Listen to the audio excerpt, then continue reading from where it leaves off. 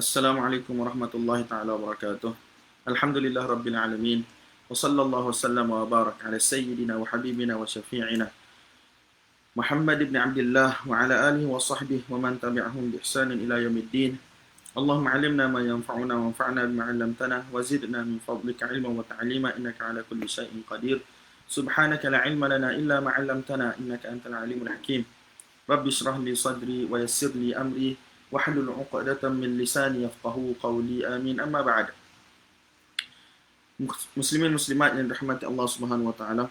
Hari ini insya-Allah kita sambung bab yang ke-25 daripada kitab As-Siyam ataupun kitab As-Sawm daripada kitab As-Sunan oleh Al-Imam Abi Dawud rahimahullahu rahmatan wasi'ah wa nafa'ana bi 'ulumihi wa 'ulumikum fid dharain. Amin. Bab yang ke-25 ialah al-ghibatu lis-sha'im. Bab berkaitan dengan mengumpat bagi orang yang mana berpuasa. Sebelum tu saya ingin bagi tahu bahawasanya tarjamatul bab, tajuk bab ini lebih khusus daripada isi hadis yang dibawa selepas ini. Sebab dalam isi hadis yang dibawa ada berapa hadis? Ada 2 hadis yang dibawa. Dia tak ada sebut perkataan ghibah secara khusus pun. Tak ada sebut perkataan mengumpat secara khusus. Mungkin disebabkan oleh ada sebahagian fuqaha yang mengatakan kalau seseorang itu mengumpat maka batal puasa dia. Ada hadis dalam masalah ni tapi hadis tu maudhu'. Hadis yang mengatakan bahawasanya mengumpat batal puasanya, hadis tu maudhu'. Tak silap saya di dalam sanad dia ada perawi Maisarah ibnu Abdi Rabbih. Dia ni satu orang yang mana dituduh memalsukan hadis. Ala kullin, majoriti para ulama mengatakan bahawasanya puasa dia tak batal, tetapi memang pahala tak ada lah. Mungkin sekadar apa yang dia mengumpat, pahala dia akan berkurangan. Tetapi dari sudut batal memang tak batal dan tidak dituntut untuk qada balik lah. Sebab puasa dia memang sah dari sudut sah, buat kerja tu, buat amalan tu buatlah. Tapi dari sudut pahala, penerimaan tu tak ada. Jadi tuan-tuan, insya-Allah kita baca hadis ni laju-laju sikit. Wa bisanadil muttasil minna ila al-Imam Abi Dawud rahimahullahu rahmatan wasi'ah wa nafa'ana bi 'ulumihi wa 'ulumikum fid dharain. Amin. Annahu qala al-ghibatu lis-sha'im. Dalam setengah nuskhah dia kata bab fil ghibati lis-sha'im. Saya tersalah ambil nuskhah badal majhud. Jap, saya nak tengok nuskhah Syekh Syuaib.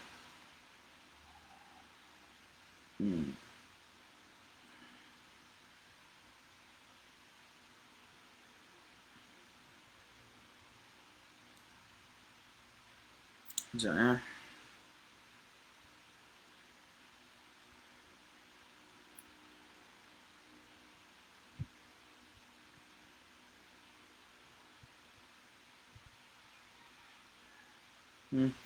Dalam nuskhah Syekh Syuaib dia kata bab al-ghibatu lis-sha'im. Wa bihi qala hadatsana Ahmad bin Yunus qala hadatsana ibn Abi Dhi'b an al-Maqburi an abihi an Abi Hurairah radhiyallahu ta'ala anhu annahu qala qala Rasulullah sallallahu alaihi wasallam man lam yada' qawla az-zuri wal 'amala bihi falaysa lillahi hajatun an yada'a ta'amahu wa syarabah. Qala Ahmad fahimtu isnadahu min ibn Abi Dhi'b wa afhamani al-haditha rajulun ila janbihi urahu bin akhihi. Dalam hadis ni tuan-tuan, Ibn Abi Dhi'b ialah Muhammad bin Abdul Rahman Ibn Abi Dhi'b, salah satu orang fuqaha yang masyhur di Madinah. Sezaman dengan Imam Malik rahimahullah. Saya tak ingat dia meninggal 157 ataupun 159 Hijrah. Ibn Abi Dhi'b ni satu orang fuqaha yang masyhur di Madinah. Anil Maqburi. Al-Maqburi ni ialah Sa'id, nama dia Sa'id. An abihi, iaitu Abu Sa'id, nama dia ialah Kaisan, iaitu Sa'id ibn Kaisan. Dia ni ada riwayat yang mana diambil daripada ayah dia, daripada Abu Hurairah, dan ada juga riwayat yang mana diambil terus daripada Abu Hurairah radhiyallahu ta'ala anhu. Sayyidina Abu Hurairah radhiyallahu ta'ala anhu berkata, Nabi sallallahu alaihi wasallam telah bersabda, sesiapa sahaja yang mana tidak meninggalkan qaul az-zur, iaitu percakapan yang mana bersifat az-zur. Apa percakapan az-zur, tuan-tuan? Apa sahaja percakapan yang tidak elok. Apa sahaja percakapan yang tidak elok. Ia adalah satu kalimah yang mana jami'ah, yang mengumpulkan semua percakapan yang tidak elok. Dalam tu adanya ghibah, mengumpat, caci maki, percakapan yang bodoh, percakapan yang melanggar syarak, melanggar etika, semua benda tu masuk di dalam perkataan qaul az-zur. Idafah ni bayan ya. Man lam yada' al-qaul alladhi huwa az-zur. Dan sesiapa yang mana tidak meninggalkan qaul az-zur wal amal bihi, dan beramal dengan perbuatan yang zur juga, persaksian palsu, perbuatan yang mana melanggar syarak, etika syarak, melanggar uruf setempat yang baik. Semua benda ni tuan-tuan termasuk di dalam zur, percakapan dan juga perbuatan. Maka Allah Subhanahu Wa Taala tidak berhajat pun kepada dia untuk dia meninggalkan makanan dia dan juga minuman dia. Sebab rugilah satu-satu orang yang mana dia meninggalkan satu perkara yang harus seperti makan dan minum, kemudian dia buat perkara yang haram. Allah Subhanahu Wa Taala tidak berhajat kepada puasa macam ni. Cuma dalam syarah dia kata kenyataan falaisa lillahi hajah, dia tak ada mafhum padanya. Maksudnya kalaulah orang tu dia puasa dengan elok, maksudnya Allah berhajat pada puasa itu. Tidak tuan-tuan. Jadi dalam setengah kitab syarah dia kata falaisa lillahi hajah, dia kata Allah Subhanahu Wa Taala ni dia tidak meredai puasa yang macam tu.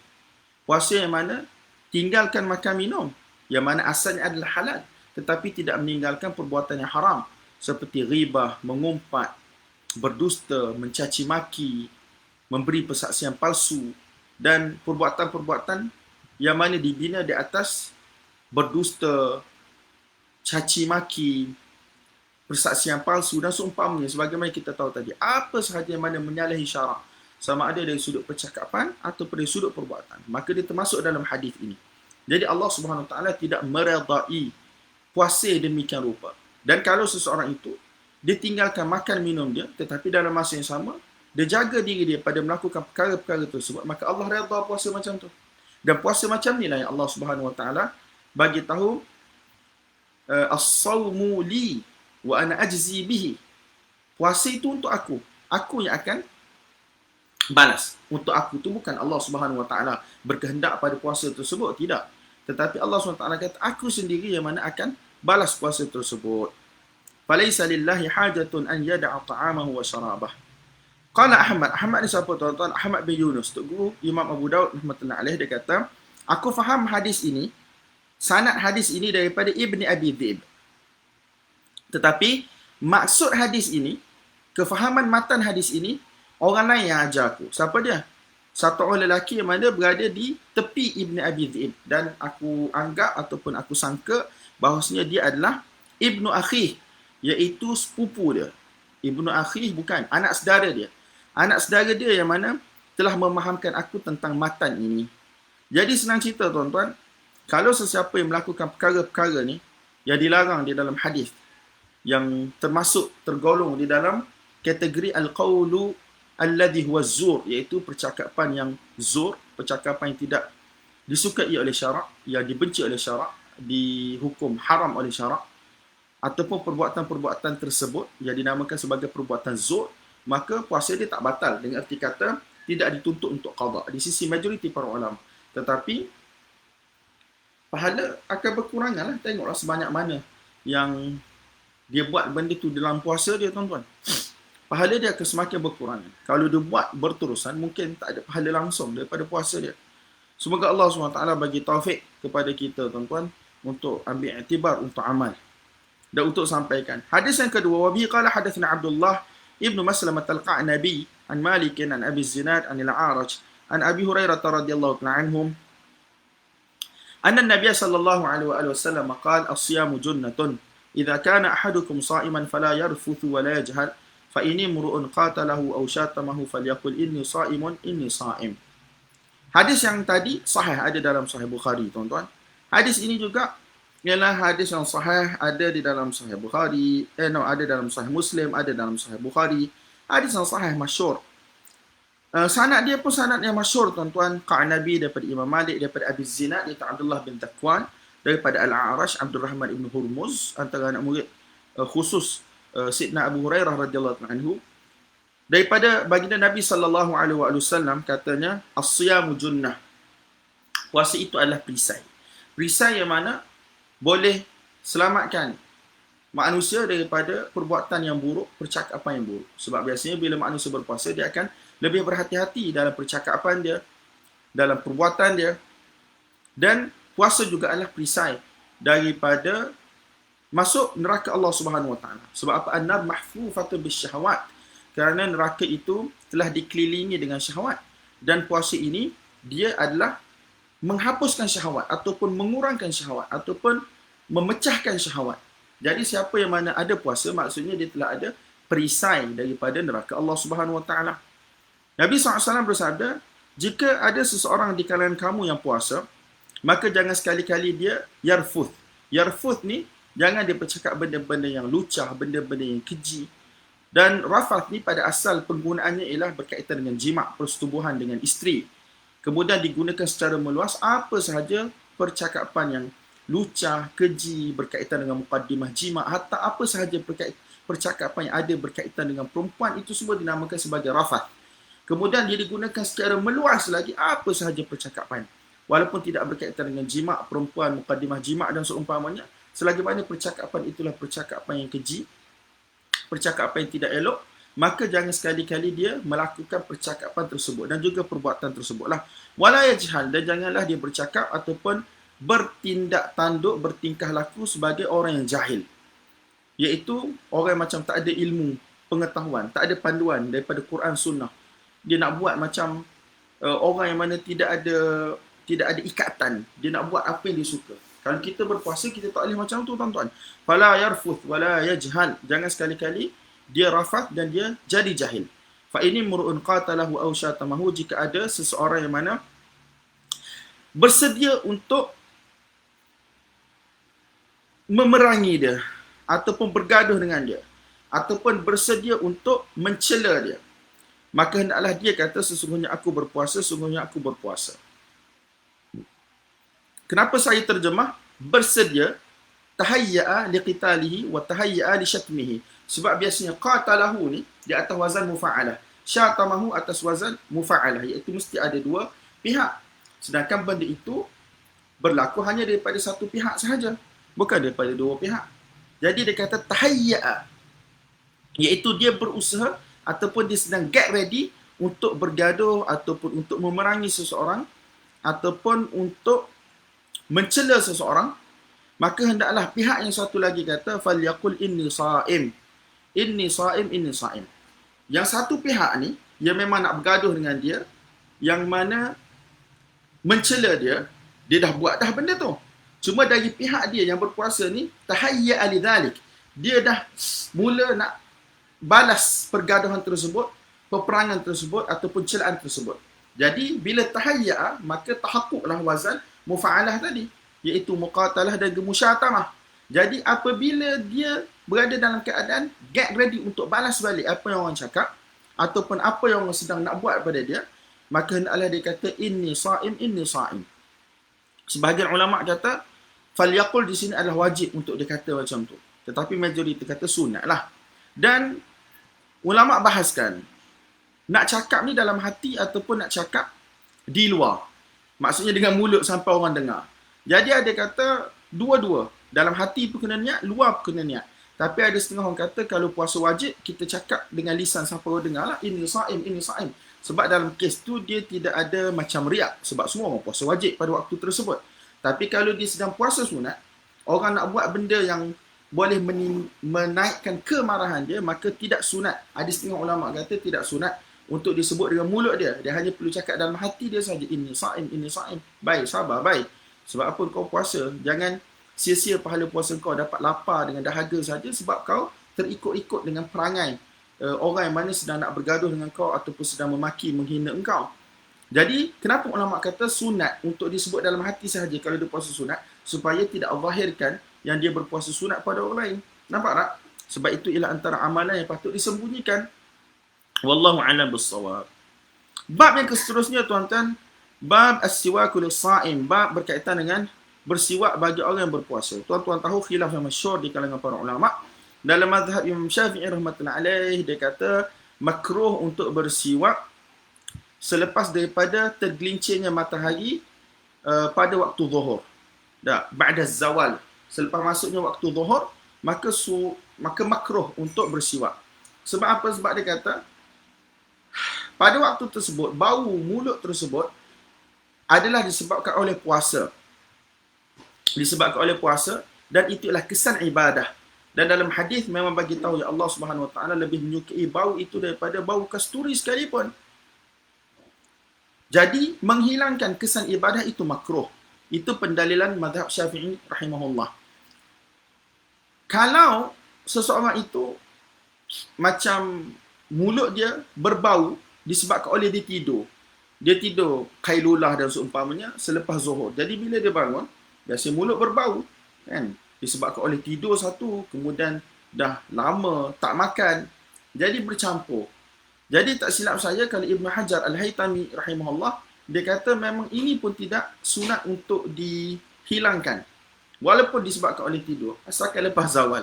Tetapi tak silap saya qaul Al-Imam Ar-Ramli rahimahullah, dan ini yang masyhur di kalangan Syafi'iyah kita ni, iaitu kalaulah berubah bau mulut tersebut disebabkan oleh tidur, maka disunatkan untuk siwak. Sebab dia bukan bau mulut disebabkan oleh puasa.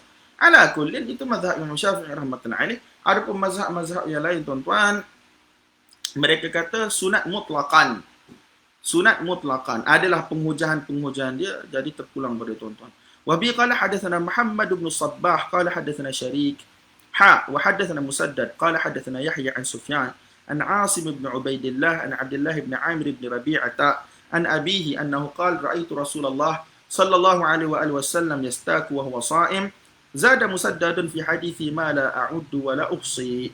Riwayat ni tuan-tuan, sebahagian ulama kata dhaif, sebahagian ulama kata hasan. Jadi bagi ulama yang kata hadis ni dhaif, jadi tak ada masalah lah. Sebab ini tak boleh jadi hujah dah lah. Sebab dia dhaif.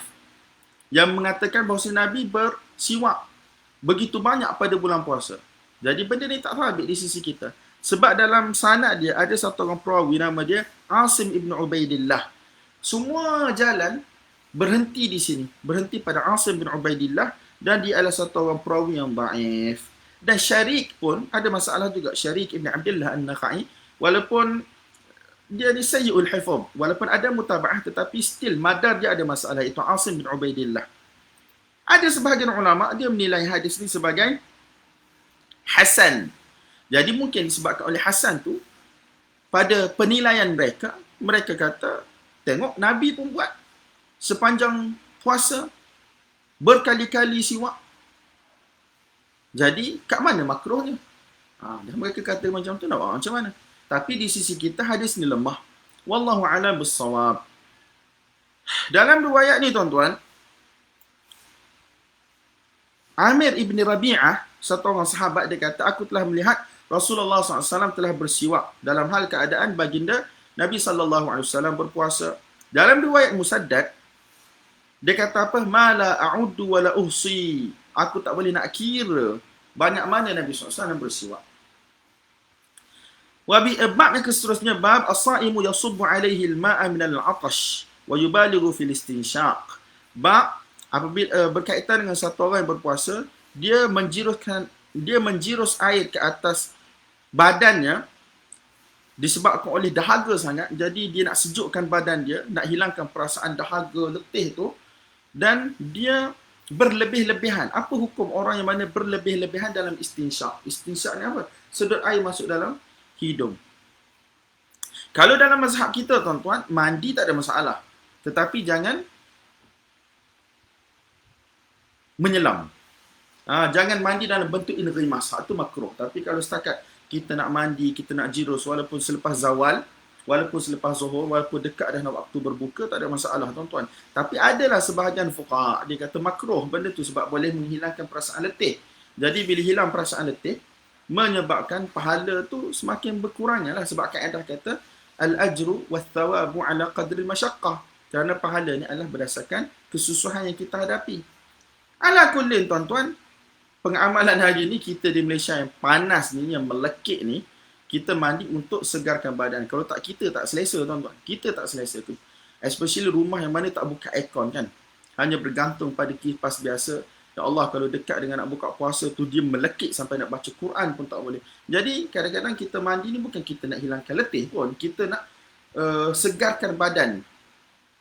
Dengan erti kata bukan nak hilangkan letih, kita nak segarkan badan kita yang melekit dan seumpama. Jadi benda ni tak ada masalah tuan-tuan. Dan dalam masalah istinsyaq ataupun madmadah, dalam mazhab kita berdasarkan hadis ni, kita masih lagi dibenarkan ataupun dituntut untuk berkumur-kumur dan masukkan air dalam hidung walaupun kita berpuasa, ketika mana kita berwuduk lah. Tak, sebab ada orang yang mana dia tak buat langsung, dia takut batal puasa dia. Benda tu ta'annud tuan-tuan, benda tu melampau-lampau, tak boleh sepatutnya. Hendaklah dia istinsyaq seperti biasa, hendaklah dia madmadah seperti biasa. Sebab Nabi SAW kata wala tubalighu, jangan sekali-kali kamu berlebih-lebihan. Kalau pada musim biasa kita memang gagal, kita memang berkumur-kumur secara mubalarah, kita kumur-kumur sungguh-sungguh. Tapi bulan puasa kurangkan sikit dia punya darjah level. Takut-takut apa? Akan masuk air di dalam tekak kita, hidung kita.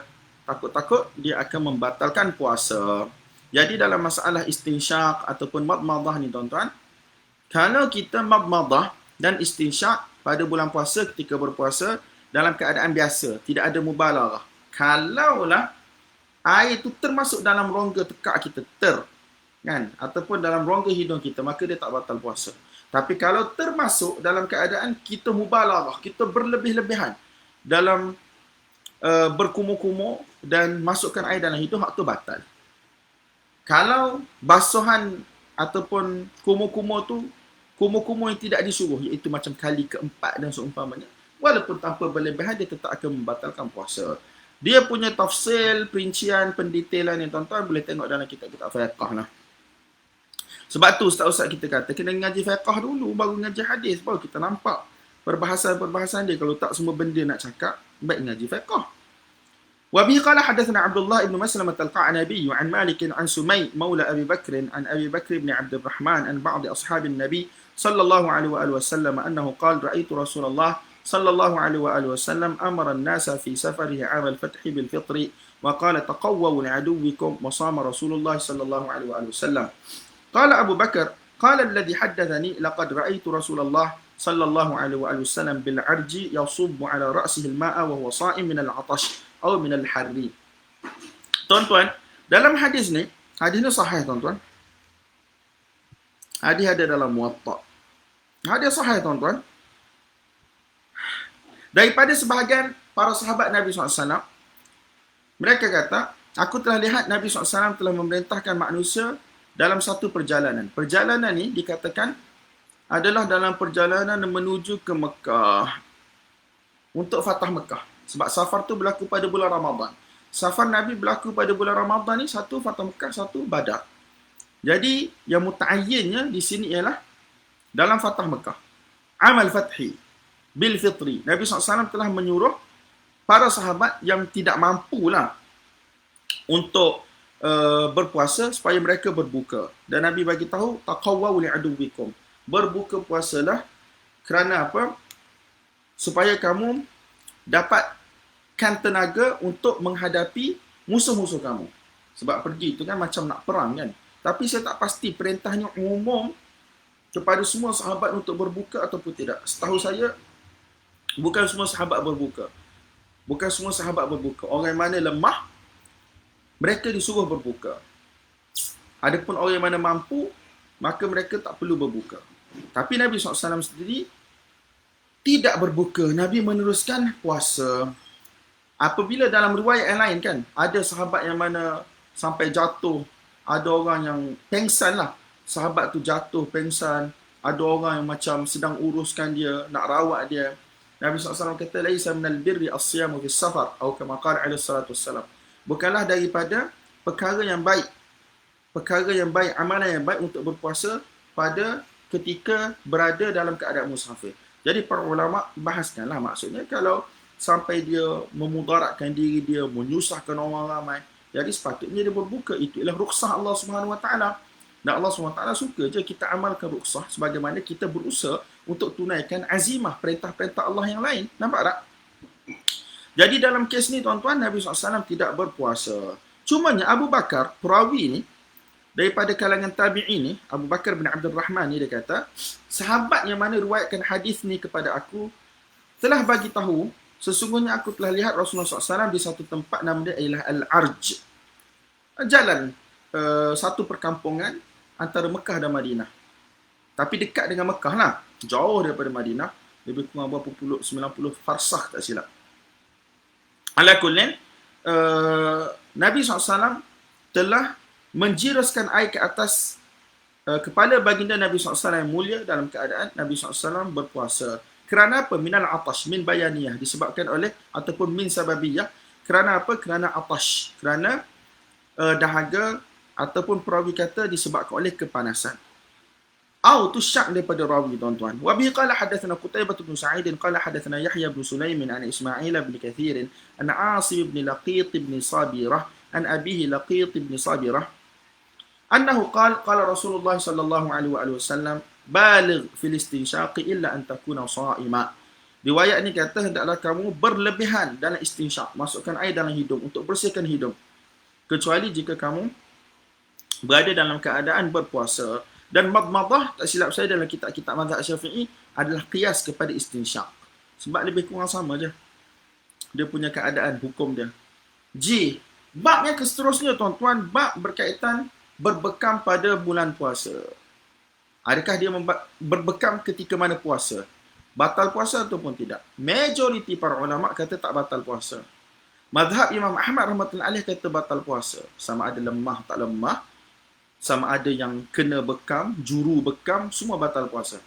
Dan ini antara mufradat mazhab Ahmad. Bersendirian di antara 4 mazhab dengan hukum ini. Dan a'immah Hanabilah memang mereka memperjuangkanlah qaul ni. Ibn Qayyim dan seumpamanya, perbahasan yang panjang lebar. Tetapi 3 mazhab utama, dia kata tak batal, cumanya makruh sahaja dan berlakulah takwilan terhadap hadis dan seumpamanya. Hadis yang kita akan baca dalam bab ke-28 ni semua sahih lah di sisi a'immatul hadis. Cumanya mansukh. Sebab benda tu berlaku pada am hajjatul wada'. Pada tahun hajjatul wada'.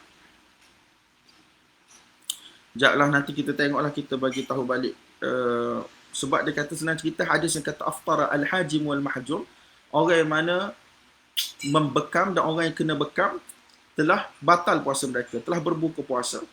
Ini berlaku pada 1 tahun. Kemudian ada tahun yang lain selepas itu, Nabi SAW sendiri telah berbekam dalam keadaan Nabi berihram dan Nabi berpuasa. Jadi nak rayaknya, bahawasanya hukum yang dahulu tu mansukh. Dalam bab ni, tuan-tuan, ada banyak hadis lah.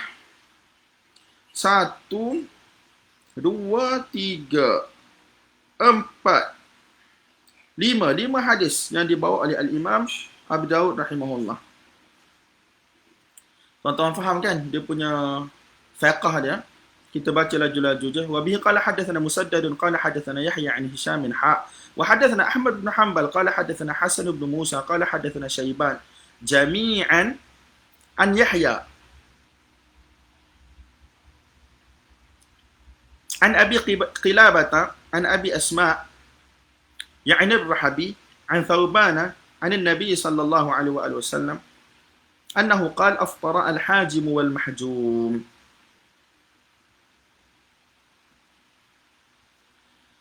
Hadis ni, tuan-tuan, ialah hadis yang sahih lah. Hadis yang sahih. Cuba mansukh.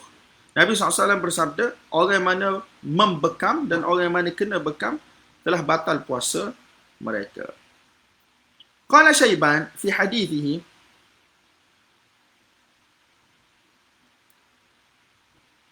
قال أخبرني أبو قلابة أن أبا أسماء الرحبي حدثه أن ثوبان مولى رسول الله صلى الله عليه وآله وسلم أخبره أنه سمع النبي صلى الله عليه وآله وسلم.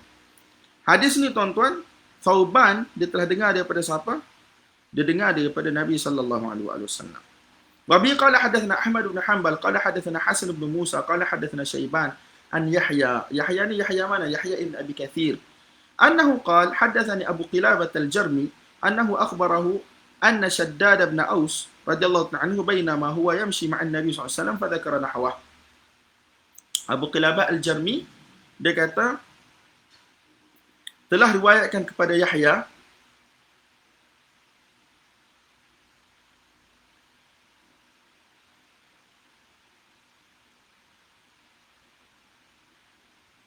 bahawasanya Syaddad bin Aus ketika mana dia berjalan bersama dengan Nabi sallallahu alaihi wasallam.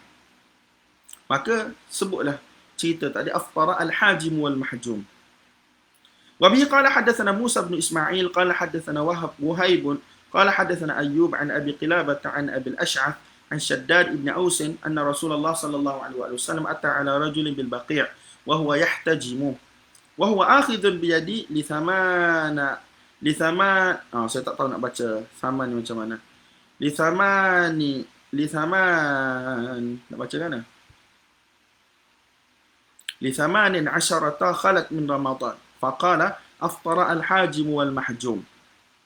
Dalam riwayat Syaddad bin Aus radhiyallahu ta'ala anhu kata Nabi SAW telah datang kepada satu lelaki di Baqi' dalam hal keadaan dia sedang berbekam. Dan pada waktu tersebut Nabi SAW pegang tangan aku. Wa huwa akhidun biyadi. Nabi SAW pegang tangan aku. Pada bila? 18 hari Ramadan. Maka Nabi SAW telah bersabda, orang yang mana berbekam, membekam dan dibekam, telah batallah puasanya. Qala Abu Dawud, wa rawa hadha Khalidun al-Hadza an Abi Qilabah bi isnad Ayyub mithlihi.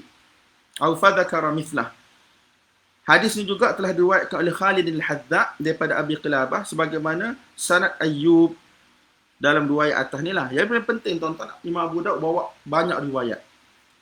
Nak sampaikan kepada kita kenyataan Nabi SAW, aftara al-hajim wal mahjum. Wa bi qala hadatsana Ahmad bin Hanbal qala hadatsana Muhammad bin Bakr wa Abdul Razzaq wa hadatsana Uthman bin Abi Shaybah qala hadatsana Ismail ya'ni ibn Ibrahim an ibn Jurayj annahu قال أخبرني مكحول أن شيخا من الحي قال عثمان في حديثه مصدق أخبره أن ثوبان مولى رسول الله صلى الله عليه وآله وسلم أخبره أن النبي صلى الله عليه وسلم قال أفطر الحاجم والمحجوم. Hadis ini pun sahih tuan-tuan.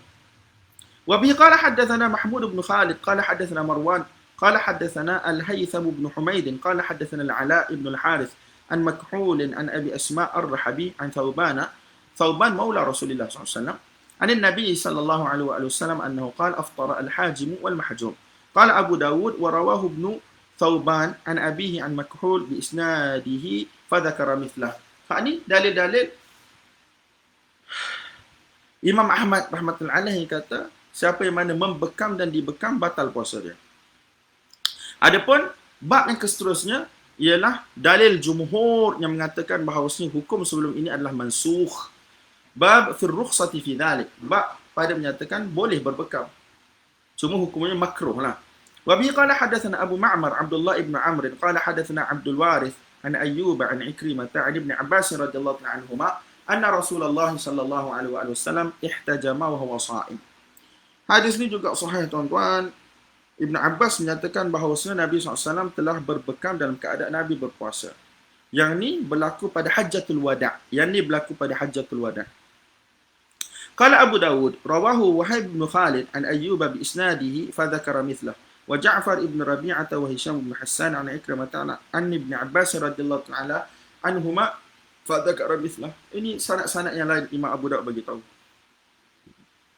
Wa bihi qala hadatsana Hafs bin Umar qala hadatsana Syu'bah an Yazid bin Abi Ziyad an Miqsam an Ibn Abbas radhiyallahu ta'ala anhuma anna Rasulullah sallallahu alaihi wasallam أنه قال أن رسول الله صلى الله عليه وسلم احتجم وهو صائم محرم.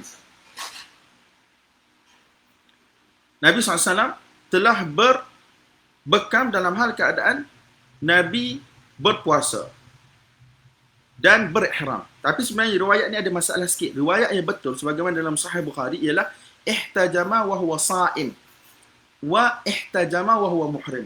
Nabi SAW pernah berbekam dalam keadaan berpuasa dan pernah berbekam ketika mana berihram.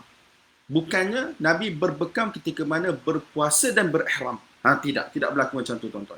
Dalam riwayat kata Nabi SAW berbekam ketika mana berpuasa, betul. Nabi SAW berbekam ketika mana berihram, betul. Tak ada masalah. Adapun berbekam ketika puasa dan ihram, riwayat ni ada masalah. وبه قال حدثنا أحمد بن حنبل قال حدثنا عبد الرحمن بن مهدي عن سفيان عن عبد الرحمن بن عباس عن ابن الرحمن ابن أبي ليلى عن عبد الرحمن ابن أبي ليلى أنه قال حدثني رجل من أصحاب النبي صلى الله عليه وآله وسلم أن رسول الله صلى الله عليه وآله وسلم نهى عن الحجامة والمواصلة ولم يحرمهما إبقاء على أصحابه فقيل له يا رسول الله إنك تواصل إلى السحر فقال إني أواصل إلى السحر وربي يطعمني ويسقيني. Dalam riwayat ni tuan-tuan, sanad dia sahih. Nabi SAW bagi tahu bahawasanya para sahabat, sebahagian sahabat bagi tahu bahawasanya Nabi SAW telah melarang daripada berbekam ketika puasa dan juga menyambung puasa. Kita sebut wisal semalam tu. Tetapi Nabi SAW tidak mengharamkannya. Dalam riwayat ini Nabi tidak mengharamkannya. Ibqa'an ala ashabihi. Kerana Nabi sayangkan sahabat, takut menyusahkan mereka dan seumpamanya. Jadi Nabi laranglah daripada wisal. Tapi larang tu bukanlah larang yang haram. Nampak tak? Walaupun mu'tamad mazhab kita, wisal ni haram. Dan Nabi larang daripada hijamah. Bukan kerana hijamah tu membatalkan puasa. Tetapi takut jadi letih dan seumpamanya sebab darah dikeluarkan. Takut buka puasa. Jadi Nabi SAW telah larang tetapi makruh lah. Bukan larang dengan arti kata kalau siapa buat batal puasa. Tidak. Faqilalah ya Rasulullah innaka tuwasilu ila sahar. Jadi ada sahabat kata sesungguhnya engkau telah wisal sampai kepada waktu sahur. Faqala inni uwasilu ila sahar wa rabbi yut'imuni wa yasqini. Nabi SAW kata aku sambung sampai kepada waktu sahur. Hatta dalam mazhab kita ni pun boleh tuan-tuan, tapi wajib dia kena berbuka. Wajib untuk dia berbuka. Dia tak boleh. Kalau dia tak makan, dia niat sambung dengan hari seterusnya dengan puasa, tu tak boleh. Sebagaimana kita cerita semalam. Adapun, masalah wisal Nabi ni bukan sampai sahar sahaja. Masalah yang wisal Nabi ni berhari-hari. Nampak tak? Berhari-hari dalam keadaan tak makan dan tidak minum. Hak tu tak boleh. Dalam mazhab kita, untuk umat tak boleh. Itulah khususiat Nabi SAW. Ada je mazhab lain yang kata boleh. Itu cerita lain lah. Tapi kita cerita mazhab kita tak boleh. Wabi qala haddathana Abdullah ibn Maslamah qala haddathana Sulaiman yani ibn al-Mughirah an Thabit annahu qala Anas radhiyallahu ta'ala anhu ma kunna nad'u al-hijamata lis-sa'imi illa karahiyat al-jahad.